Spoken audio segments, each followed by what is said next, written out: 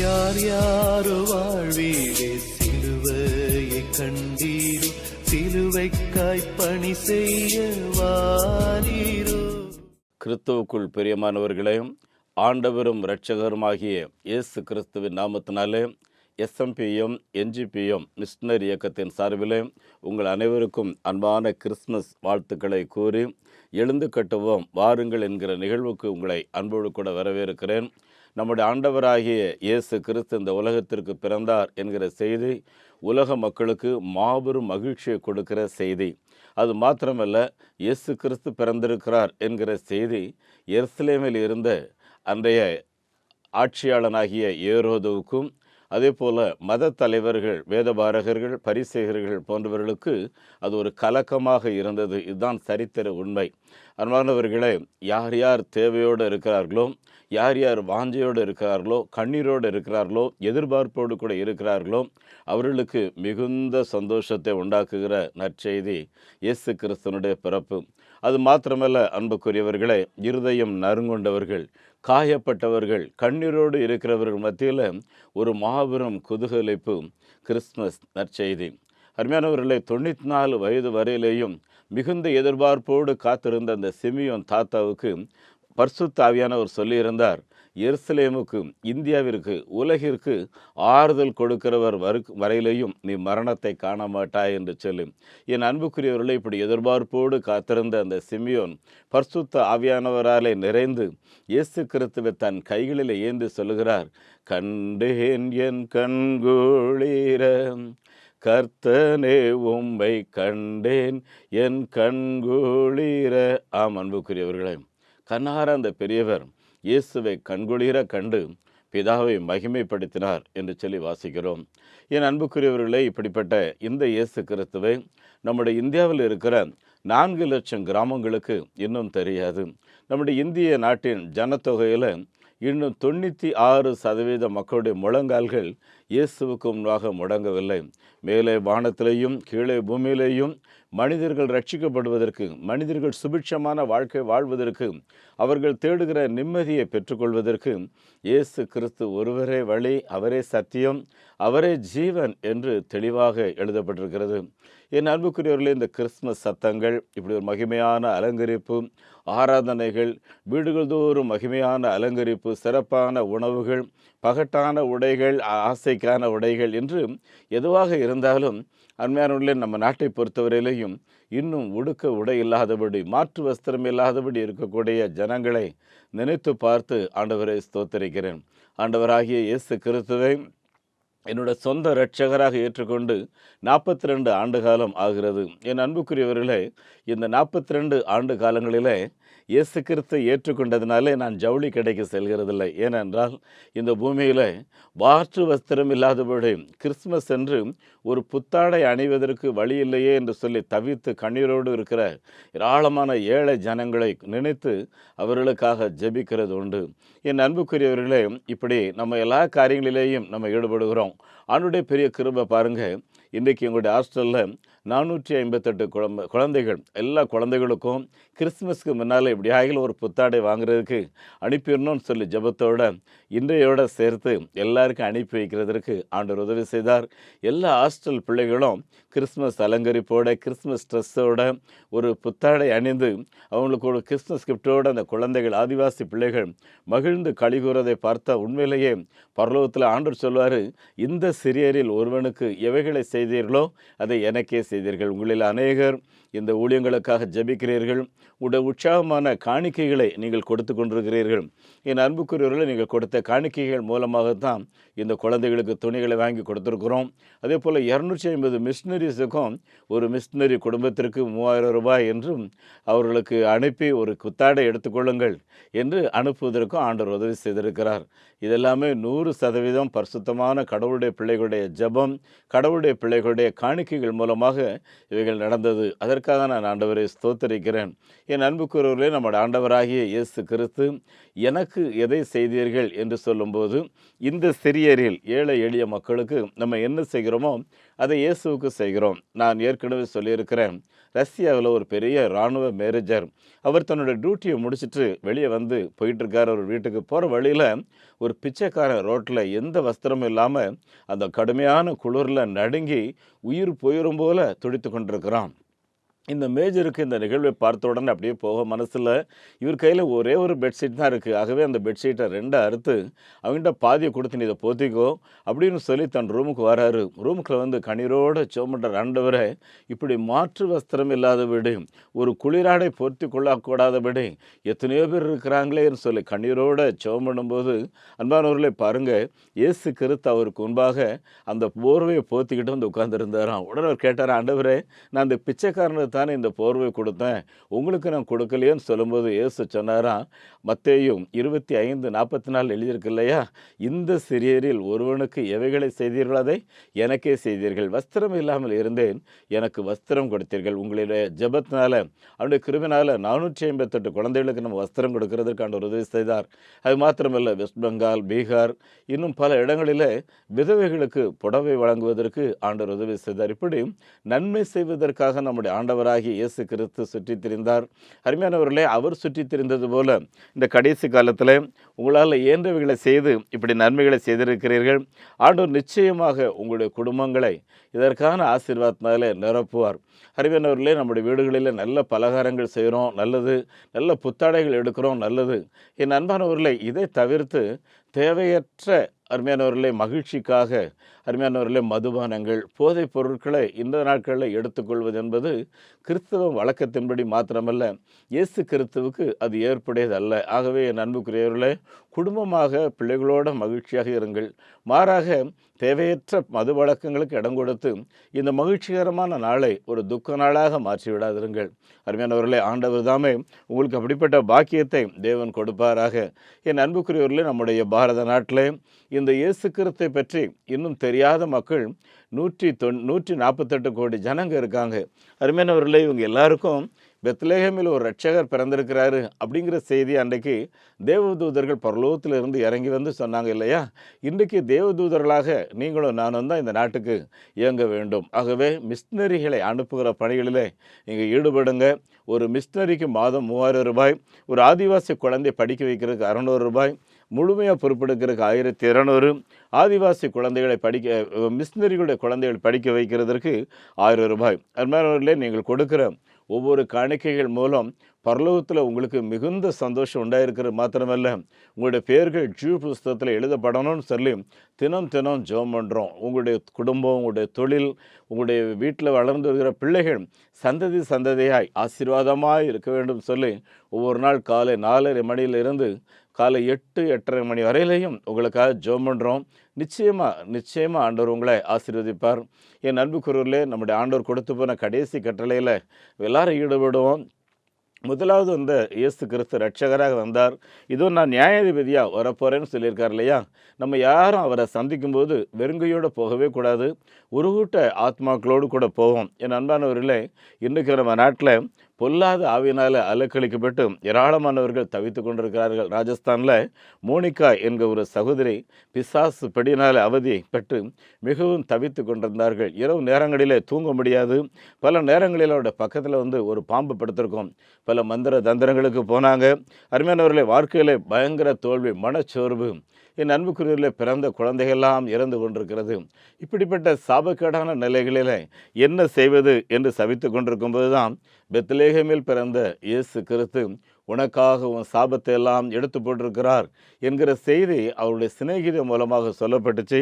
அதன் பின்பு இந்த இயேசுவின் மேலே குடும்பமாக விசுவாசம் வைக்க ஆரம்பித்தார்கள். இதன் விளைவாக முழு குடும்பமும் விடுதலை பெற்று இன்றைக்கு கர்த்தருக்கு மகிமையாக சாட்சியோடு கூட ஒரு கைக்குழந்தையை அரவணைத்து கொண்டிருக்கிறார்கள். என் அன்புக்குரியவர்களே, இந்த மாபெரும் செய்தி அருமையானவர்களே, நம்முடைய நாட்டில் இருக்கிற ஒவ்வொருவராலும் விரும்பப்படக்கூடிய செய்தி. இந்த கிறிஸ்துமஸ் பண்டிகை பார்த்திங்கன்னா ஏதோ இந்துக்கள் மாத்திரம், கிறிஸ்தவர்கள் மாத்திரம் இல்லை, எல்லா இன மக்களுமே என்னை பொறுத்த வரைக்கும் கொண்டாடுறாங்க. எல்லா வீடுகள்லையும் இன்றைக்கி ஒரு சிறப்பு பலகாரங்கள் பண்ணியிருப்பாங்க பார்த்துக்குங்க. என் அன்புக்குரியவர்களே, இப்படி எல்லாருக்கும் பிடித்த பண்டிகைனா இயேசு பிரான் பரலோகத்தை விட்டு கீழே இறங்கி வந்த ஒப்பற்ற தேவகுமாரன், மனித குலத்துக்கு தேவன் கொடுத்த ஒப்பற்ற பரிசு. அது மாத்திரமல்ல, மனிதர்களாகிய நம்ம ஒவ்வொருவர் மேலேயும் அளவு கடந்த அவருடைய கிருபையை, அவருடைய இரக்கத்தை பெருக பண்ணின ஒரு அருமையான நாள். என் அன்புக்குரியவர்களே, உங்களில் ஒவ்வொருவரும் ஏறெடுக்கிற ஜெபம் காணிக்கையின் விளைவாக நம்முடைய பாரத நாட்டில் 840 கிராமங்களில் இதுவரையிலே சபைகளை உருவாக்கி சுமார் 8444 பேர் முதல் தலைமுறை கிறிஸ்தவர்களாக இயேசுவை ஆராதிக்கிறார்கள். 55 இடங்களில் ஆலயங்கள் கட்டி பிரதிஷ்டை செய்திருக்கிறோம். 15 இடங்களில் வேலை நடந்து கொண்டிருக்கிறது. என் அன்புக்குரியவர்களே, இன்னும் ஒரு 80 இடங்களில் அஸ்திவாரங்கள் போட்டு ஸ்பான்சர் வருவாங்கன்னு எதிர்பார்த்து காத்துக்கிட்டு இருக்கோம். நிறைய மிஷினரிகள் நம்மோட இணையரை காத்திருக்காங்க. ஆதிவாசி பிள்ளைங்க படிக்கிற காத்திருக்காங்க. நீங்கள் கூடுதலாக கொடுத்தீங்கன்னா கூடுதலாக மிஷினரி அனுப்போம்.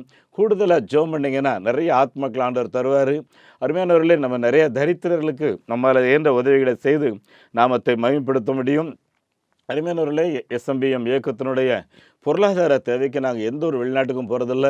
இந்தியாவில் இருக்கிற இந்திய கிறிஸ்தவர்களிடத்தில் இந்த தேவைகளை சொல்லுகிறோம். மாதந்தோறும் ஆத்ம சவால் என்கிற ஒரு பத்திரிக்கை அனுப்புகிறோம். இது உங்களுடைய வாட்ஸ்அப் நம்பர் அனுப்புனீங்கன்னா உங்களுடைய வாட்ஸ்அப்புக்கு அது அனுப்பப்படும். கர்த்தருடைய வருகைக்கு நீங்கள் ஆயத்தமாக இருக்கிறதுக்கு இந்த பத்திரிக்கை ரொம்ப உதவியாக இருக்கும். ஆண்டவர் தாமே இந்த கிறிஸ்துமஸ் காலங்களை நமக்கு ஆசீர்வதித்து தருவராக.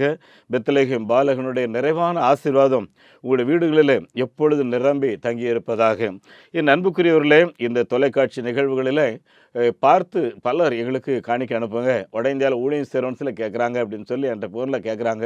அருமையானவர்களே, நான் உங்ககிட்ட சொல்கிறதெல்லாம் நீங்கள் வாருங்கள், வடமாநில ஊழியங்களை வந்து பாருங்கள், இயேசு நடப்பிக்கிற கிரியைகளை பாருங்கள், அதன் பின்பு ஊழியங்களை ஆதரிக்கிறது என்பது உங்களுடைய இதய தீர்மானமாக இருக்கட்டும்.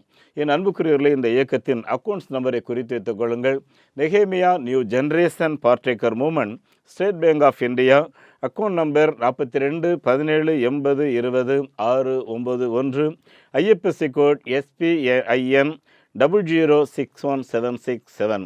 அதே போல் salvation mission partaker moment SMPM Canara bank Selaiyur branch, account number 12 00 34 54 94 90, IFSC code CNRP 0005652. எங்களுடைய அட்ரஸ் நம்பர் 2 எம்ஜிஆர் தெரு, பதுவஞ்சேரி, சென்னை 126. தொடர்பு முகவரி 9944737550 9043867550.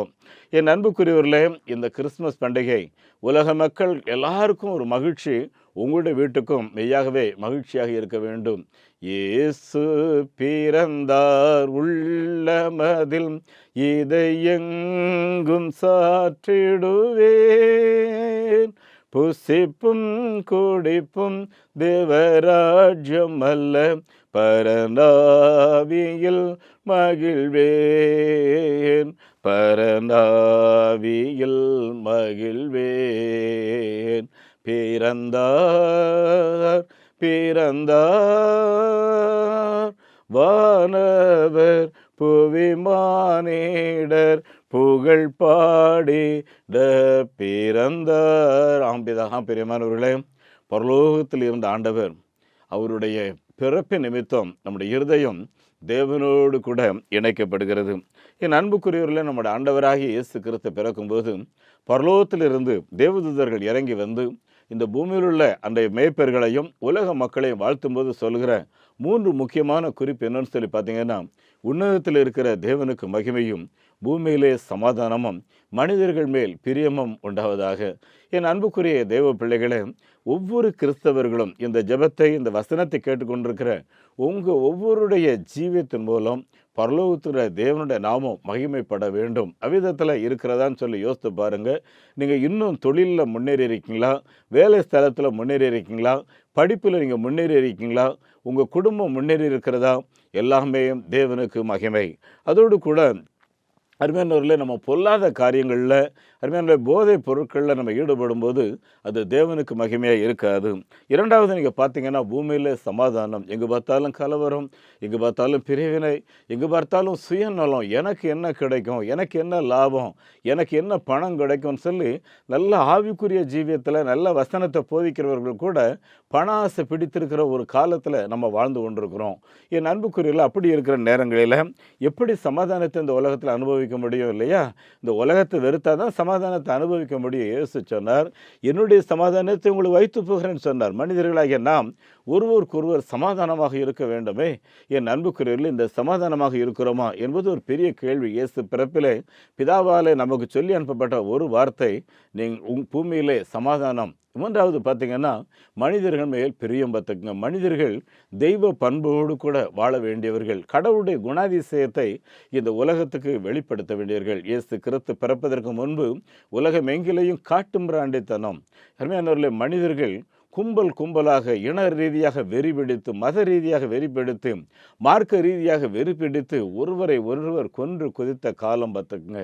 இயேசு பிரான் மாத்திரம்தான் உலகிற்கு மனிதாபிமானங்களை வெளிப்படுத்தினார். இதை குறித்து மகாத்மா காந்தி சொல்லும்போது, உலகில் நிறைய மகான்கள் பிறந்தார்கள், ஆனால் பிறந்த மகான்களிலே சொன்னதை சொன்னபடியே வாழ்ந்து காட்டினவர் இயேசு கிறிஸ்து மாத்திரமே. ஆகவே அவருடைய போதனைகளையே நான் எனக்கு ஏற்றுக்கொண்டு அதையே நான் பின்பற்றுகிறேன் என்று சொல்லிவிட்டு, இந்தியாவிலே இரத்தமின்றி கத்தியின்றி ஒரு மாபெரும் சாதனை செய்வதற்கு இயேசு கிறிஸ்துடைய போதனை எனக்கு உதவி செய்தது என்று சொல்லி மகாத்மா காந்தி அவர்கள் சொல்வார்கள்.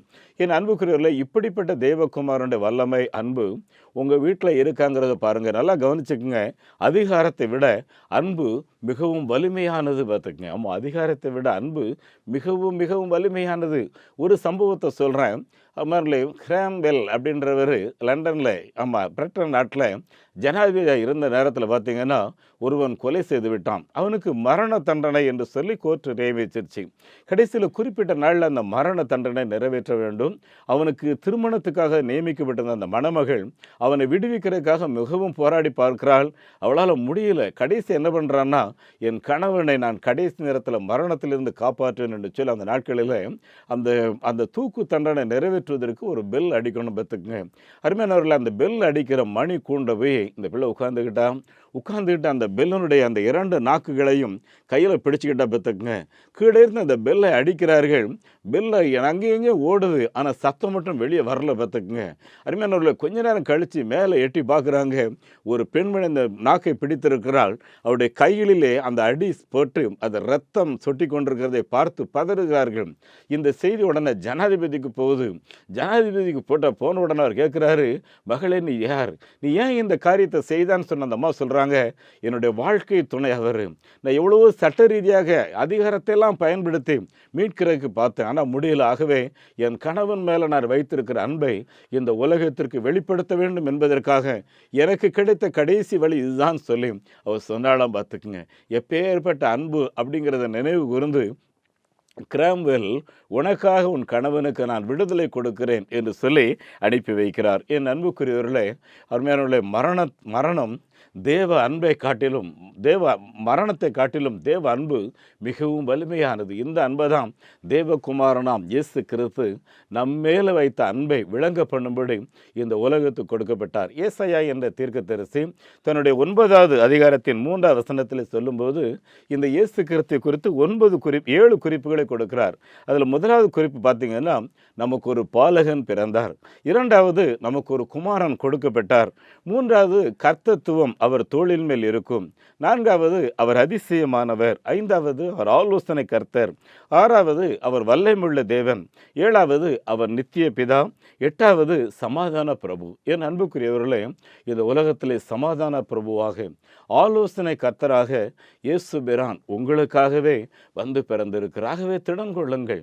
மனம் சோர்ந்து போயிருக்கிறீங்களோ, இனி எனக்கு வாழ்க்கையே இல்லை, நான் ஏன் உயிரோடு இருக்கணும்னு நினைக்கிறீங்களோ, என் அன்புக்குரியவர்களே, உங்களை வாழ வைக்கிறதற்காக, உங்கள் வீட்டில் இருக்கிற தரித்திர நிலைமையை மாற்றுவதற்காக தான் இயேசு கிறிஸ்து இந்த பூமியில் ஏழை கோலம் எடுத்து, இல்லையா, அவர் பிறக்கிறது கூட ஒரு இடம் இல்லாமல் ஒரு மாட்டு கொட்டைகளை பிறந்து அவரை கிடத்தி வச்சதே மாட்டுக்கு தீவனம் போடுற முன்னெண்ணெயில். என் அன்பானவர்களே, எந்த ஏழைகள் வீட்டில் கூட அப்படி நடக்காதுங்க, இல்லையா? ஆமாம், ஒரு ரோட்டில் இருக்கிற ஒரு ஏழை கூட குழந்தை பெற்றெடுக்கும்போது மருத்துவமனையில் நம்ம நாட்டில் இடம் இருக்கு. ஆனால் உலக மகாபரன் இயேசு கிறிஸ்து பிறக்கும்போது அவருக்கு சத்திரத்தில் இடம் கிடையாது, குழந்தையை கிடத்தி வைக்கிறதுக்கு இடம் கிடையாது. ஏனென்றால் அவர் நமக்கு சமாதானத்தை கொடுக்கிறதுக்காக, அருமையானவர்களே, நம்ம குடும்பத்தில் இருக்கிற வறுமையை போக்குவதற்காக, தரித்திர நிலைமை மாற்றுவதற்காக, அருமையானவர்களே, துணியே இல்லாத நமக்கு, ஆமாம், இயேசு கிறிஸ்து உலகில் எல்லாருக்கும் துணி கொடுத்தவர், இல்லையா? அவர் இன்னைக்கு போத்திக்கிறதுக்கு துணி கிடையாது. கந்தை துணியோ கர்த்தருக்கு கடும் ஏழ்மை கோலமதோ, விலையேற பெற்ற உடை அலங்கரிப்பும் வீணாசையும் நமக்கேன், வீணாசையும் நமக்கேன். பிறந்தார் பிறந்தார் தானவர் புவி மானிடர் புகழ் பாடிட பிறந்தார். நமக்கு ஒரு பாலகன் பிறந்தார். இந்த பாலகன் யார்? லூக்கா 2:11 எழுதியிருக்கு. இயேசு உலகில் இருக்கிற ஒவ்வொரு ஜனங்களுக்கும் சந்தோஷத்தை கொடுக்கிறவர், பயத்தை நீக்குகிற பாலகன். இரண்டாவது பார்த்தீங்கன்னா, ஒரு குமாரன் கொடுக்கப்பட்டார். என் அன்புக்குரியவர்களே, ஆதியிலே மாம்சமாக இருந்த கடவுள் இந்த உலகத்திலே வார்த்தையாக இருந்தவர் உங்களுக்காக எனக்காக மாம்சமும் இரத்தமும் உடையவராக நம்மோடு கூட வாசம் பண்ணும்படி இங்கே வந்தார். இந்த பூமியில் இருக்கிற சர்வ அதிகாரங்கள், இல்லை கோர்ட்டு, இல்லை என்றால் பிரதமர், ஜனாதிபதி, சர்வாதிகாரங்கள், எல்லா அதிகாரமும் இன்றைக்கு மனிதர்கள் கையில் கொடுக்கப்பட்டிருக்கிறது. ஆனால் இங்கே சொல்லி இருக்கிறது கர்த்தத்துவம் அவர் தோளின் மேல் இருக்கும். எல்லா அதிகாரமும் நம்முடைய பிதாவாகிய தேவன் கையில். அதனால தான் இயேசு சொல்லும்போது பிலாத்தினிடத்தில் பரத்திலிருந்து உனக்கு அது வேறு அவர் அதிகாரம் கொடுக்கப்படலைன்னா என் மேலே உனக்கு எந்த அதிகாரமும் கிடையாதுப்பான்னு சொன்ன உடனே அவர் பயந்துட்டார். பத்துக்கு இயேசு சொன்னார், இல்லை மத்தேயு 28:18 இந்த நற்செய்தி அறிவிக்க சொல்லும்போது, வானத்திலையும் பூமியில் எனக்கு சகல அதிகாரமும் கொடுக்கப்பட்டிருக்கிறது. இதோ உலகத்தின் முடிவு பரியந்தமும் சகல நாட்களில் நான் உங்களோடு இருக்கிறேன். கர்த்தத்துவம் அவர் தோளின் மேல் இருக்கும். என் அன்பானவர்களே, நான்காவது பார்த்தீங்கன்னா, அவர் நாமம் அதிசயமானவர். நம்முடைய இரட்சகர் அதிசயமான கடவுள். ஆகவே உங்கள் வாழ்க்கையில் தினம் தினம் அதிசயங்களை காண பண்ணுகிற தெய்வம், மிராக்குலஸ் காட் அவர். ஆகவே என் அன்பானவர், இது எப்படி நடக்கும்லாம் நினைக்காதீங்க. அவரால் எல்லாம் கூடும். பார்த்துக்குங்க. என் அன்பானவர்கள் 5 ரொட்டி 2 மீனை 5000 பேர் கொடுக்கறதுக்கு அவரால் முடியும். அந்த இரட்சகரை தான் நீங்களும் நானும் ஆராதிக்கிறோம். அவர் அதிசயமானவர். ஐந்தாவது பார்த்தீங்கன்னா, அவர் ஆலோசனை கருத்து. நிறைய நேரங்களில் இது சில குறிப்பிட்ட காரியங்களில் குழப்பமாக இருக்கும் இல்லையா? என் அன்புக்குரியவர்களே, ஆண்டவரே உங்கள் நடத்துதல் என்ன, உங்களுடைய ஆலோசனை என்ன, எனக்கு இதை சொல்லித்தாருன்னு சொல்லி நீங்கள் முழங்கால் படிட்டு பாருங்கள். அவர் அற்புதமான ஆலோசனைகளை உங்களுக்கு தருவார். அருமையானவர்களே, கொலோசியர் 2:3 எழுதியிருக்கு, இயேசு கிறிஸ்துவுக்குள் அறிவு ஞானம் எல்லாமே பொக்கிஷமாக அடங்கி இருக்கிறது. அந்த பரம ஞானம் நிறைந்த கடவுள் உங்களுக்கு அந்தந்த நேரத்துக்கு வேண்டிய ஆலோசனைகளை தருவார். ஆறாவது பார்த்தீங்கன்னா, அவர் வல்லமை உள்ள தேவன். என் அன்புக்குரியவர்களே, அவருடைய வல்லமைக்கு முன்பாக யாருமே நிற்க முடியாதில்ல.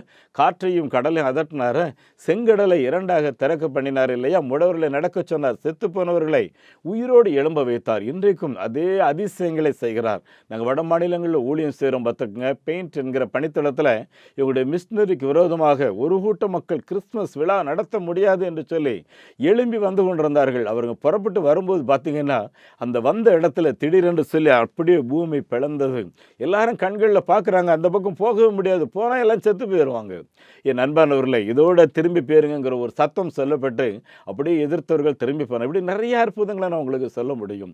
இன்றைக்கு நம்முடைய ஆண்டவர் அதிசயங்களின் தேவன், அற்புதங்களின் தேவன். என் அன்புக்குரியவர்களே, ஆராய்ந்து முடியாத பெரிய காரியங்கள், எண்ணி முடியாத அதிசயங்களை செய்கிற ஆண்டவர் நம்மோடு கூட இருக்கிறார். அது மாத்திரமல்ல அன்புக்குரியவர்களே, அவர் நித்திய பிதா. அவர் நித்திய பிதா, சந்ததிகளை உருவாக்குகிற தேவன். சரியா?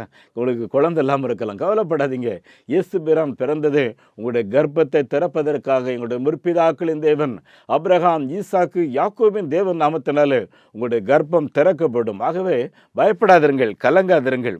என் அன்பானவர்களே, இயேசு கிறிஸ்து நித்திய பிதாவாக, சமாதான பிரபுவாக, வல்லமையுள்ள தேவனாக உங்களுக்காக பிறந்திருக்கிறார். கடைசியாக பார்த்தீங்கன்னா, நம்முடைய ஆண்டவராக இயேசு கிறிஸ்து நமக்கு சமாதான பிரபு. என் அன்புக்குரியவர்களே, எனக்கு சமாதானத்தை உண்டு பண்ணும் ஆக்கினை அவர் மேல் வந்தது, அவருடைய தழும்புகளால் நாம் குணமாகிறோம் என்று சொல்லி வேதம் சொல்லுகிறது. என் அன்புக்குரியவர்களே, இயேசு கிறிஸ்துனுடைய அந்த சமாதானம் உங்களுடைய இருதயத்தை ஆட்கொள்ளணும். பார்த்துக்குங்க, அது உலகம் கொடுக்குற பிரகாரமானது அல்ல. என்னுடைய சமாதானத்தை உங்களுக்கு வைத்து போகிறேன் என்று சொல்லி யோவான் 14:27 சொல்கிறாரு. சமாதானத்தை உங்களுக்கு வைத்து போகிறேன், என்னுடைய சமாதானத்தை உங்களுக்கு வைத்து போகிறேன். அது உலகம் கொடுக்கிற பிரகாரம் பிரகாரமானது அல்ல. ஆகவே உங்களுடைய இருதயம் கலங்க வேண்டாம், நீங்கள் பயப்பட வேண்டாம் என்று சொல்லி இயேசு கிறிஸ்து சொல்லுகிறார். என் அன்பானவர்களே, இஸ்ரவேல் ஜனங்களுக்கு ஆறுதல் கொடுக்கிறவர், உலக ஜனங்களுக்கு ஆறுதல் கொடுக்கிறவர் வர காத்திருந்த ஒருவேளை அந்த சிமியோன் தாத்தாவை போல நீங்கள் நீண்ட நாளும் காத்திருக்கலாம். உங்களுடைய காத்திருப்பு வீண் போகாது. நீங்கள் எதிர்பார்த்திருக்கிற இரட்சகர் வந்திருக்கிறார். என் அன்புக்குரியவர்களே, கிறிஸ்மஸ் உலகிற்கு சொல்லக்கூடிய 4 முக்கியமான காரியம் என்ன? அடிமைத்தனத்திலிருந்து முழு விடுதலை. பாவ அடிமைத்தனம், உலக அடிமைத்தனம், அருமையானவர்களே, கடன் அடிமைத்தனம், மரண அடிமைத்தனம், விபச்சார அடிமைத்தனம் என்கிற எல்லா அடிமைத்தனத்திலிருந்தும் இயேசு கிறிஸ்து 100% ஒவ்வொரு மனுஷனை விடுவிக்கிறார். 2வது பார்த்தீங்கன்னா, மரண பயத்திலிருந்து நான் மரண இருளின் பள்ளத்தாக்கி நடந்தாலும் பொல்லாப்புக்கு பயப்படேன், தேவரீர் என்னோடு கூட இருக்கிறீர், உமது கோலும் உமது தடிமனை தேற்றும் என்று சங்கீதக்காரர் சொல்லியிருக்கிறார். என் அன்புக்குரியவர்களே, மரண பயத்திலிருந்து 100% விடுதலை. 3வது பார்த்தீங்கன்னா, பரலோகம் செல்வதற்கு உலகமெங்கிலேயும் பல வழி இருக்குன்னு சொல்லுவாங்க. ஆனால் இயேசு ஒருவரே, ஒரே முகவரி, ஜீசஸ் கிரைஸ்ட்னு போட்டு நீங்கள் கடிதம் அனுப்பினா மாத்திரம்தான் அந்த குறிப்பிட்ட பரலோக ராஜ்யத்துக்கு போகுமே தவிர நீங்கள் வேறு எந்த மகான்கள் பேர் எழுதினாலும் அது போகவே போகாது. ஆகவே தெளிவாக வசனம் எழுதியிருக்கு, நானே வழியும் நானே சத்தியமும் ஜீவனுமாக இருக்கிறேன், என்னை அல்லாமல் ஒருவனும் பிதாவின் இடத்துக்கு வர்றான். என் அன்புக்குரியவர்களே, ஒரே முகவரி ஆண்டவராகிய இயேசு கிறிஸ்து.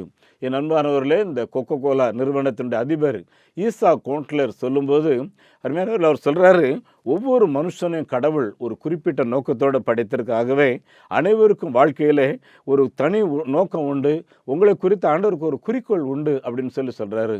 என் அன்புக்குரியவர்களே, இந்த கடைசி காலத்தில், இந்த கிறிஸ்மஸ் காலத்தில் ஒரு புதிய நம்பிக்கை பெற்றுக்கொள்ளுங்கள். உங்களை குறித்து ஆண்டவருக்கு ஒரு நம்பிக்கை உண்டு. உங்களுடைய நம்பிக்கை வீண் போகாது. பார்த்துக்குங்க, ஈசா கோண்ட்லர் வீட்டில் 9 பிள்ளைகள். இவருடைய கடைசிக்காரர் ரொம்ப வருமா அவங்க வீட்டில் அவங்க அப்பா சாமுவேல் ஒரு சின்ன மளிகை கடை வச்சு கொஞ்சம் பொருளை வீட்டுக்கு கொண்டு வருவார்.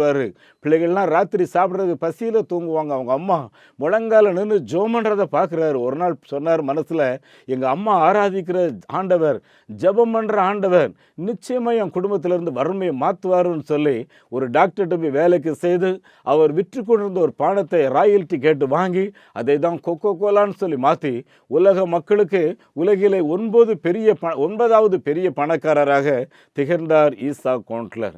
என் அன்புக்குரியவர்களே, நீங்களும் அப்படிப்பட்ட ஐஸ்வர்ய சம்பன்னராக வாழ்ந்து பெரிய ஆசீர்வாதத்தோடு கூட வாழ வேண்டும். அது மாத்திரமல்ல, என் அன்புக்குரியவர்களே, இந்த கிறிஸ்மஸ் கிரீட்டிங்ஸ் அனுப்பும்போது ஒருவர் கூட எக்ஸ்மஸ் என்று சொல்லி தயவுசெய்து போடாதீங்க. ஹாப்பி கிறிஸ்மஸ் என்று முழு வார்த்தை போடுங்கள். காரணம் என்றால், கிரைஸ்ட் என்பது அபிஷேகிக்கப்பட்ட தேவகுமாரன், உலகிற்கு இரட்சகராக பிதாவானால் அனுப்பப்பட்ட தேவகுமாரன் இயேசு கிறிஸ்து. ஆகவே தான் கிரைஸ்ட் என்று முழு வேடை எழுதுங்க. மாஸ் என்றால் அபிஷேகிக்கப்பட்டவருக்கு ஆராதனை, மகிமை, துதி.